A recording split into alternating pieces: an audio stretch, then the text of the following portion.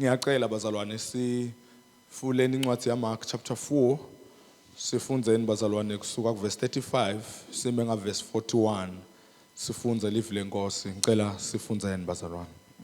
Kusihlwa ngalelo langa Jesu watshela abafundi bakhe wathi aseweleleni ngesheya kwelwandle besuka basishiya sicumbise bantfu bahamba ngalesikebhe labe kuso bekunaletinye tikebhe letatihambisana nalesabo kwesuka lesikhulu sivunguvungu emagagasi angena esikebheni adzimate acishe asigcwalisa Jesu abengemuva esikebheni acamele emcamelweni alele bamvusa bathi mfundisi walala nje sifa wavuka wekhuta lomoya wathi kulolwandle thula uthinya umoya wakhawula khona lapho kwathula kwathinya wathi kubafundi nesabani kodwa nendiwa yini lokuthi nibede kukholwa bafikelwa kwesaba lokukhulu kwaba nguloyo wabuta lomunye athi kanti ngubani lona wekhuta umoya ngisho nelwandle kumlalele amen. Cela usibongele Levi.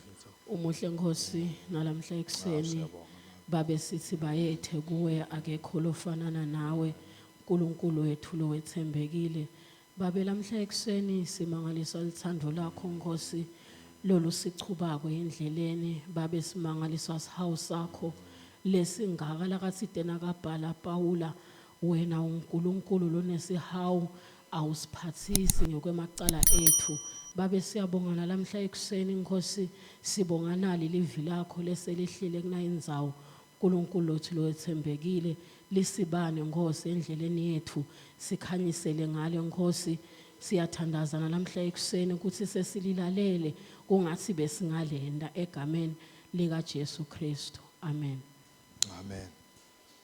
Bazalwane ekseni safisa ukuveta lokho ukuthi into lekufuna ukuthi sinake bazalwane ngiloko ukuthi impilo iyawuhlala inato tingcinamba itoba nema challenges la sifunza khona bazalwane sibuka letinye tetindlo letehlele bafunzi baJesu basaphila naye manje lokuphila bazalwane sometimes bakhona labanye labathi nawo kholwa kufuna ukuthi uhambe ku highway ungasaguli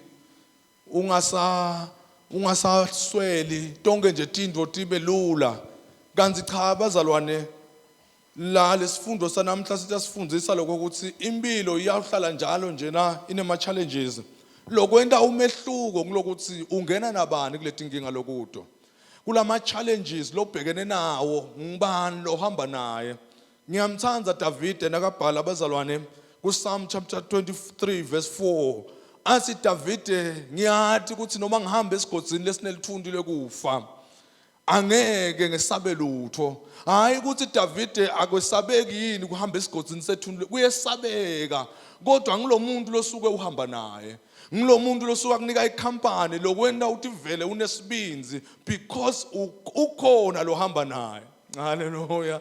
Usho njalo ke David uthi manje ke bazalwane siyafika isikhathi sekuhamba esigodini lalelani bazalwane ngasiyathi yenga nje nasingakefika sitawufika.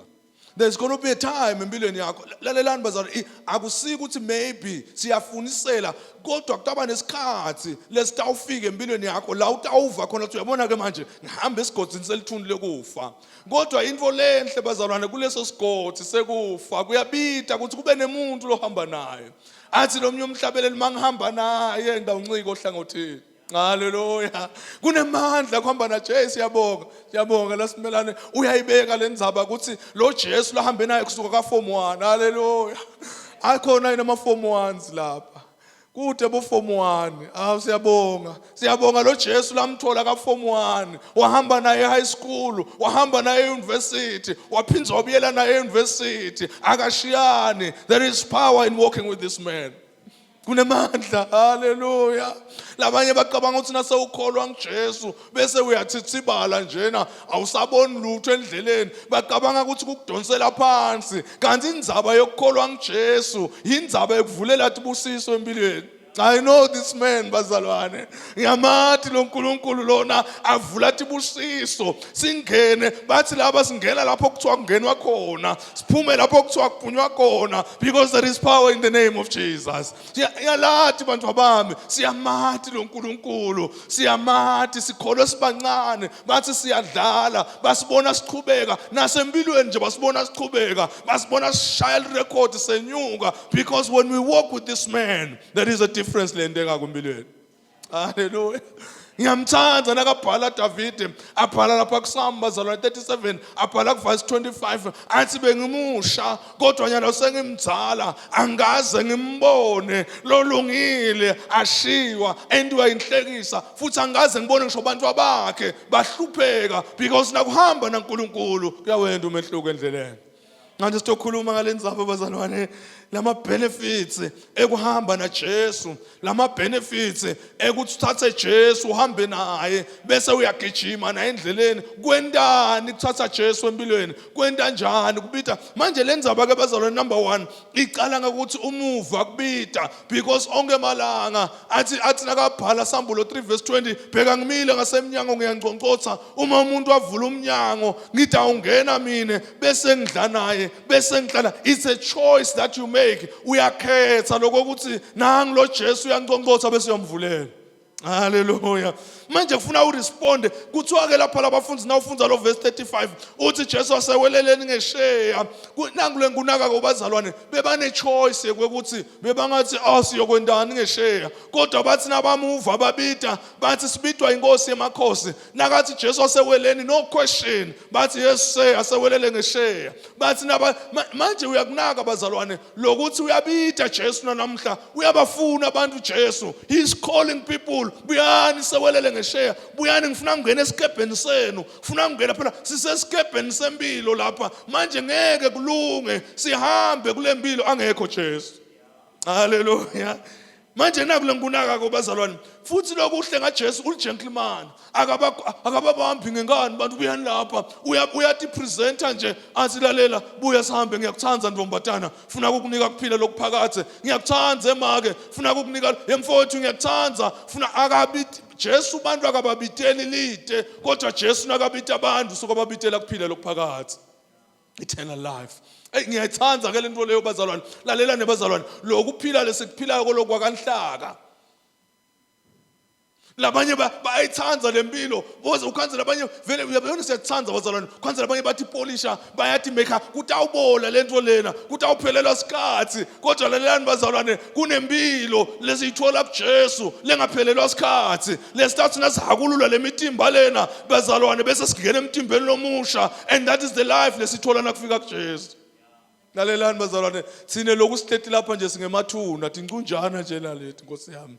Kude lokuganani, kude lokukhulu, silide njena, kodwa nabe ufika kuJesu awusaye kufeni, sewunekuphila lokuphakathi. Athi nakabhala John chapter 11, athi lokholwa ngimi noma afa utawuphila. Ngoba vele kufa is a reality, kodwa lalelani bazalwane, labamvile Jesu ababita abasaye kufeni sebaye kuphileni lokuphakathi. Hallelujah. Manje verse 36 kuthiwa ke they chose bakhetha bathi sesiyashiya lesixuku ngoba kunenkinga bazalwane, kuhamba neticuku, sicuku siyabambelelana, kukhona nje abantu labangakholwa ngoba kune crowd labahamba nayo, bamshayela tandla. Nanzi bamshayela tandla uyapi na, uye kufeni kwaphakathi. I crowd labanye abantu nje bonakala esimilo, bonakala sobangani.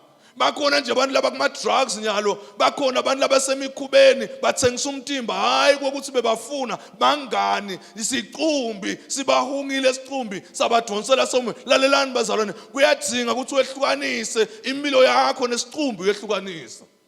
Uyadzinga ukuthi impilo yakho yente njani bazalwane na.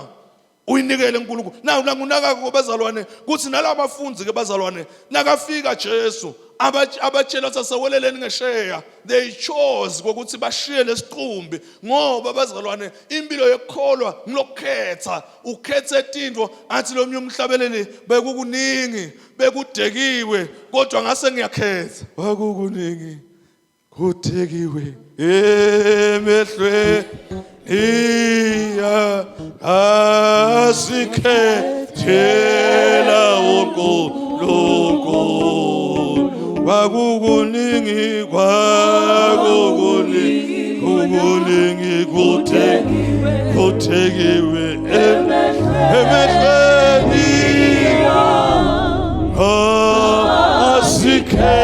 asikhethela uNkulunkulu. Hallelujah. The choice bazalwane dineng tintfo ledekiwe kodwa abantu ba-exercise i-choice yabo, ba-exercise ilungelo lwabo lokwenta njani bazalwane na lokhetha. Manje lalelani bazalwane bakhethe Jesu bakuva lokubita kwakhe baye kuphileni lokuphakathi. Lalelani phela futhi ngiyathanda lokho ukuthi bantu labahlakaniphile bayaliva leliphimbo ukuthi akusilo nje liphimbo lebantu kodwa liphimbo lelehlukile. Phela bo-Andrew, bo-Simon Peter na-Andrew mnakabo uyafika Jesu lapha ku-Matthew 4 verse 19 ubakhanza badwebi laba bayavele baphila ngekudweba, yinto labaphila ngayo i-livelihood yabo. Kodwa nabo afika Jesu athi buyani ngifuna ningilandzele, ngifuna kunento abadwebi babantu ababuti lokho ukuthi sitawudlani, ababuti lokho ukuthi kutawendekani ngaleti kebhethethu bashiya khona lapho. Hallelujah. Bantu labahlakaniphile bavele at an instant bavele babone ukuthi lento lena lo muntu losibitako lena usibitele kuphileni lokuphakathi. Hallelujah. Manje nanamuhla uNkulunkulu uyababita abantu, this calling people. Ubabitela hayi ukuhlekisa ngabo. Kodwa uyabona ngaze bazalwane solo ngathi nhlo angaze ngimuva umuntu lomukele Jesu asitakele akhala moya ngiyadisola ngemukela Jesu. Kodwa ngibevile abantu labakhalako bathi ngiyadisola kuthi angizange ngikholwa inkosi Jesu. Ngibevile. Why? Because bazalwane angeke kwenteke kuthi ukholwe inkosi Jesu bese uyadisola. There can never be regret yekholwa inkosi Jesu. Why? Because lento lena inekuphila lokuphakathe. Naku lenkunaka kobazalwane Hebrews 3 verse 7 uthi nani liva livi lakhe ningatendi tibe likhunti inhlitiyo tenu. Nakanibita Jesu athi come ningilandzele, vumani kungilandzela because kunesibusiso lokuvuma ukuthi akulandzele. The moment uqala kokuthi uvume lokuthi athathe impilo yakho noma ngene kuphileni kwakho uyaqala kuhambe tubusisweni, uyaqala experience atinhlanhla kunemandla bazalwane kukholwa inkosi Jesu. Hallelujah. Angiyayathi le nto bazalwane ekholwa ngeJesu inemandla. Sesiyavuka ke siphepho bazalwane. Nasesivuka siphepho nofunza verse 37 kuthiwa lamandi angena lakhathe esikebheni afuna kusicwilisa sikebhe. Kodwa ngiyanaka bazalwane lokuthi Jesu ulele njena uthulile kodwa uyabona because he's an omniscient God. Ubona konke, ubona nezinto letifihlakele. Ulele Jesu relaxile. Lalelani bazalwane lo mhlaba lesiphila ko umhlaba othi phepho. Hlaba othi phepho ukhona nje angicabanga ukuthi ukhona ngisho umunye lo ngaphakamisa isandla athi yabona bazalwane mina athi phepho wathi ngitsinzi sonke lokusikhona la kunesipheshana sakho nje lesikuhumelako kukhona nje isiphepho sakho lesikutsinzako. Kodwa lalela bazalwane indvo lemcoka noma singangena tiphepho tawuba khona kodwa it matters ukuthi kuleso siphepho unabani. Hallelujah. Kunetiphepho bazalwane tekufa letikhona. Uyabona kulamalanga nje sibhekene nesiphepho sekufa. Kufa is one of the storms that is shaya kulamalanga. Kugulelwa is one of the storms that is shaya kulamalanga. Ngalesine uyangithumelela umnye umhlobo wami ungithumelela ukuthi eyibuka ngiyafa evele ngibambile icorona vele ngiyagula uthi sebathi ngiphutile la kuyakhona. And I said to him, let us pray because our God is bigger than the coronavirus. Our God is bigger than the HIV. uNkulunkulu wethu mkhulu kunekhe because uNkulunkulu is above ukontrola impilo. Hallelujah. That's our God bazalwane. Lethi phepho lalelani labanye ama families abo ayashekwa, labanye ama families abo ayahliphika. Lalelani noma ngabe family yahliphika it matters ukuthi hlala because there's Jesus next to you. Awukho wedwana, you're not alone in that storm. Lalelani bazalwane, awukho sikhona lesiphepho futhi titawuhlala tikhona tiphepho kodwa into lemcoka ngiloko ukuthi awukho wedwa kulesiphepho. Lalelani phela abafundi bakhe base bayakhumbula ukuthi lo Jesu lo lesihamba naye ngumnikati wetiphepho. He speaks to circumstances. Uyakhuluma Jesu etimeni timlalele timo. Hallelujah. Base bayamvusa Jesu bathi yeJesu ungahlala nje sifa because they knew impendulo yokuphila kwakho ikubani na ikuJesu. Base kuyabita bazalwane lokho ukuthi nakunesiphepho lesivukako khuluma na Jesu emthandazweni, khuluma umtshele ukuthi yeJesu nasi isiphepho ngiyasibona ngibhekene naso but I know you can deal with the storm. Hallelujah. Hallelujah. Ngiyanaka bazalwane uyavuka Jesu. Uvele nje ukhuluma lale. He speaks to nature and in nature he responds. What a God was serving. Lalelani bazalwane akudzingeka nokuthi athandaze umthandazo ngoba sometimes nale mithandazo lesithandazako ifile njena size sichakatele. You don't need that because the name of Jesus it's mentioned things begin to shake. Noma lingabitwa ngumntwana loka grade 1 athi khama elithi Jesu Jesu Jesu ikama elise yanganelisa mina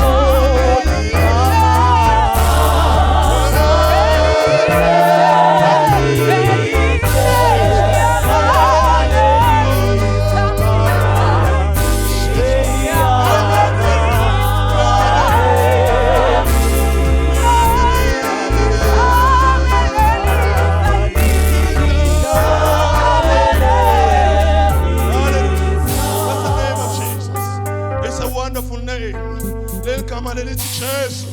Leligama lelithi Jesu liqotshiwe linemandla bazalwane.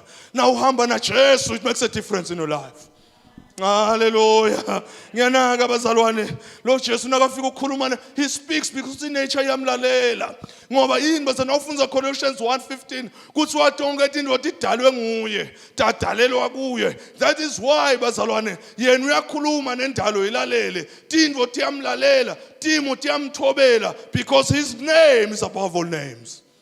Hallelujah. Now ufunza Psalm 50 verse 15 uthi lehlani kimi tinkathathu ngibiteni ngesikhathi tekuhlupheka mina ngidaniphendula nginikete impendulo tekuphila kwenu. Leli gama bazalwane asengikhulume ngalamandla singakathandazi kunemandla ke bazalwane. Leli gama lelithi lokuhamba na Jesu lokuthi uhlobene na Jesu sekunemandla la khona la kuwe ngoba uhlobene na Jesu. Hallelujah. And ufuna uhambe ngalamandla. Hayi ngithandzile lenzaba ya Gideon hamba ngalamandla because sometimes bazalwane siyakholwa singa understand kusho ukuthini kuhamba na Jesu.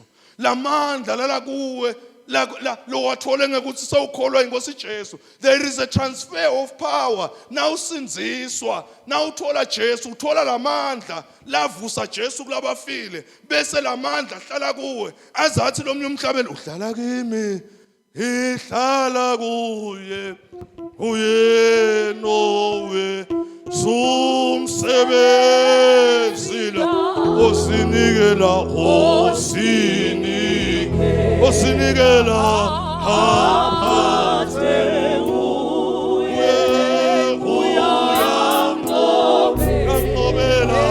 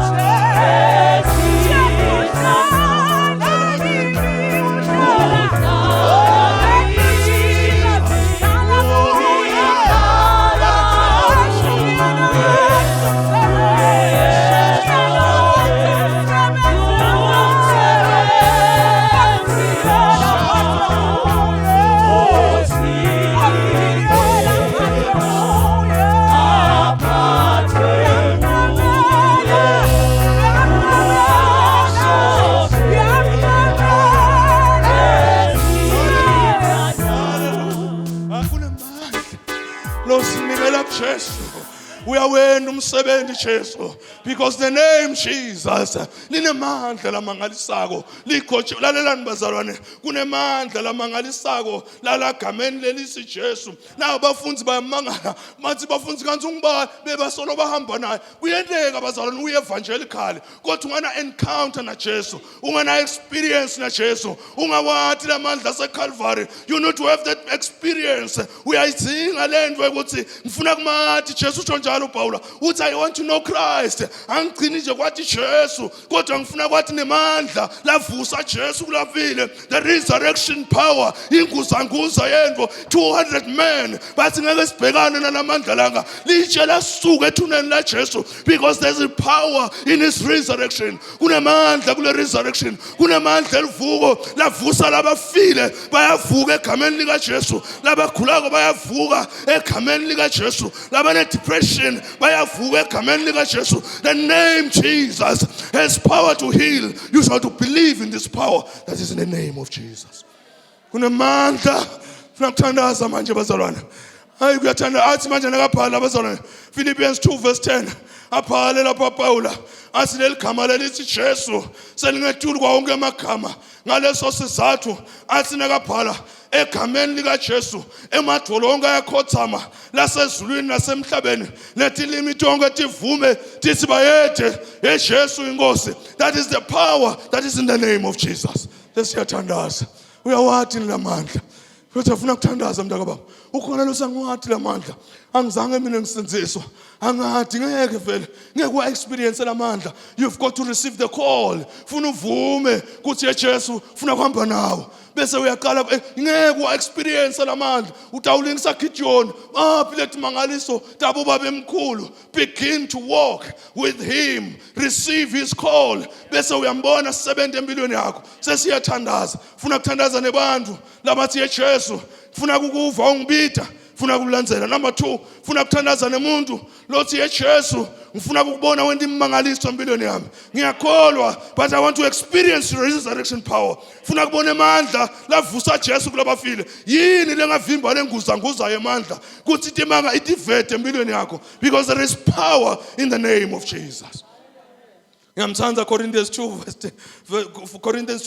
2 chapter 12 verse 8 na 7. Paula uyathandaza ke lapho uthandazela abazalwane ukuthi kususwe elinyeva lebelile amtimbeni wakhe. Ingadlangadla phela Paula lelani bazalwane. Sometimes ufuna us understand ukuthi kungeneka sithandaze uNkulunkulu angasiniki le answer lesifunako, kodwa there is one thing good la endako uNkulunkulu, he gives you his grace. Angeke ahlala uyathandaza Paula uyamtshela ukuthi Paula ngeke ngikuphilise kodwa lalela khona into lengakunika yona ngakunika umsawami. Hallelujah. Sesiyathandaza. Kungeneka maybe sewube ne challenge iminyaka so ucabanga ukuthi uNkulunkulu akasebenzi. Lalela mntakasekhaya kukhona umusa waNkulunkulu. There's the grace of God. The grace yaNkulunkulu ayishiyana. Kungeneka ugula iminyaka athi uNkulunkulu kulokugula kwakho my grace is sufficient for you. Hallelujah. Sesifuna ukuthandaza nemuntu Nkosi yami lothi ngihamba iminyaka angathi ukuthi kwendekani, kodwa ngiyafuna ku-experience lama benefits ekuthi egameni lika Jesu it is will akayendi intsandvo yakhe. Sesiyathandaza abantu abakethu indzaba nje yinye ngilokho ukuthi nasifika kuye sithi eJesu do the job. Uyawenda Jesu umsebenzi. Namhla funa ukuthandaza nakakhona lothi abantu abakethu ngiyafuna kueva lama benefits. Ngiyafuna maybe ngasinziswa ngabuya sithandaze kenyana. Lo umunye Nkosi yami uthi yebo ngisinzisiwe kodwa I pray yami I want to realize na resurrection power. Ngiyafuna ku-experience lamandla egameni lika Jesu. God is a healer. Labagulako emtimbeni we can pray for them and God is going to heal them. Hallelujah. Nakakhona logulako ngabuya ngaphambili. Nakakhona lothi mina nje ngisafuna lo Jesu angabuya ngaphambili. Indzaba yinye bazalwane kuthi sitinikele samhlabelela lo mhlabeleli lothi osinikela aphathwe nguye kulo uNkulunkulu uyawenda umsebenzi. Sidabe sesiyathandaza. Sahlabele praise team lo lesidingo lokuthi ngiyafuna kuwathola lama benefits. Ngiyafuna kueva lamandla ekuthi uNkulunkulu angiphilise ngiyagula. God is a healer right now. I can feel the presence presence of God. Bakhona laba gulako la uNkulunkulu is touching their lives right now. Because it's not about you, but it's about the Holy Spirit touching your life right now. Bakhona laba depression, bakhona laba frustrated, bakhona laba swele, bafuna umsebenzi, but God is working in your situation. And the only thing that you need to do, commit your life unto Him. Bese uyamethemba uthi uNkulunkulu akusanenzaba noma kungasendeki, but I need your grace. Ngiyawudzinga umusa wakho kule situation lenguyo. I just need your grace. I want to pray with somebody bazalwane. Lord God, I need your grace. I need experience umusa wakho. Sisathandaza bazalwane. I need your grace. Ozinikela aphathwe nguye and give back to God. Awenza umsebenzi. Ozinikela. Jesus. Let's say thandaza. Mawufuna sithandaze kanye. I don't know what your problem is, but you can come still thandaza. You can commit your life unto God. Lord, inikela kuJesu kuseni. Utamendela, utamlola team. Come, let's pray. Osinikela. Jesus. Oh Lord, aphathwe nguye. Jesus. Ramnobela. Jesus. Thank you, Jesus. Oh, Osinike. Jesus. Aphathwe.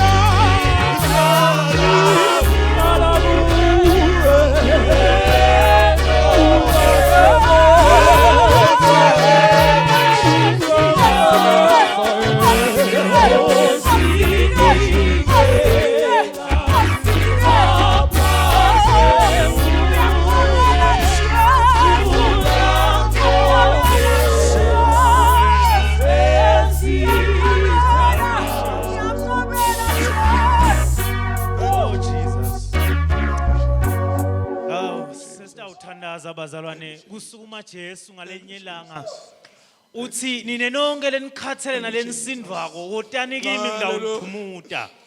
Bazalwane asisekho sidingo sekuthi umuntu lophila kulomhlaba usengahamba sindwa.